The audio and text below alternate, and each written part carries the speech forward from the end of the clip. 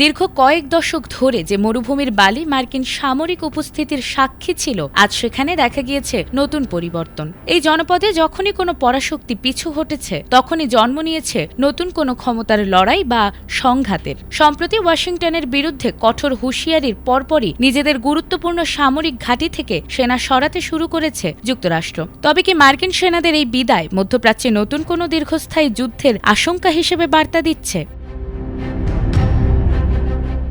মধ্যপ্রাচ্যে থাকা একাধিক গুরুত্বপূর্ণ সামরিক ঘাঁটি থেকে সেনা ও কর্মী সরিয়ে নিচ্ছে যুক্তরাষ্ট্র। দেশটির এক কর্মকর্তা নাম প্রকাশ না করার শর্তে বার্তা সংস্থা রয়টার্সকে তথ্য নিশ্চিত করেছেন। এর আগে ইরানের এক কর্মকর্তা রয়টার্সকে জানিয়েছে, যুক্তরাষ্ট্র যদি ইরানের উপর হামলা চালায়, তাহলে মধ্যপ্রাচ্যে অবস্থিত মার্কিন সামরিক ঘাঁটিগুলো লক্ষ্য করে পাল্টা হামলা চালানো হবে। সেই হুমকির পরে সতর্কতামূলক পদক্ষেপ হিসেবে সেনা সরানোর সিদ্ধান্ত নিয়েছে ওয়াশিংটন।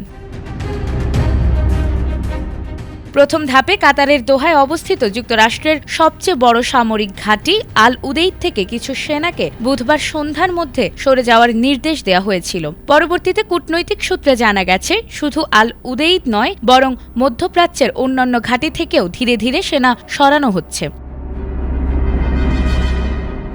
গত বছরের জুনে ইরান ইসরায়েল সংঘাতের সময় অপারেশন মিডনাইট হ্যামার এর অংশ হিসেবে ইরানের 3টি পারমাণবিক স্থাপনায় হামলা চালিয়েছিল যুক্তরাষ্ট্র। এই অভিযানের অন্তত এক সপ্তাহ আগে মধ্যপ্রাচ্যের বিভিন্ন ঘাঁটি থেকে সেনা সদস্য ও তাদের পরিবারকে সরিয়ে নেওয়া হয়েছিল। পরে কাতারের আল উদেইদ ঘাঁটিতে ক্ষেপণাস্ত্র হামলা চালিয়েছে ইরান। এর আগেও 2020 সালে বিপ্লবী গার্ডের কুদস ফোর্সের প্রধান কাসেম সোলাইমানিকে হত্যার প্রতিশোধ নিতে ইরাকের মার্কিন ঘাঁটিগুলোতে ব্যাপক হামলা চালিয়েছিল ইরান। এই উত্তেজনাকর পরিস্থিতিতে ভুলবশত একটি যাত্রীবাহী বিমান ভূপাতিত করে ইরানি সেনারা, যা আন্তর্জাতিক মহলে তীব্র প্রতিক্রিয়ার সৃষ্টি করেছিল।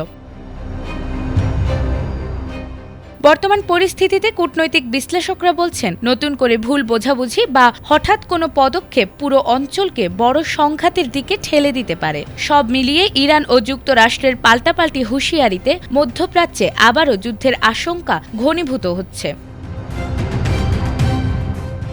নাজমুন নাহার জান্নাত, এটিএন বাংলা।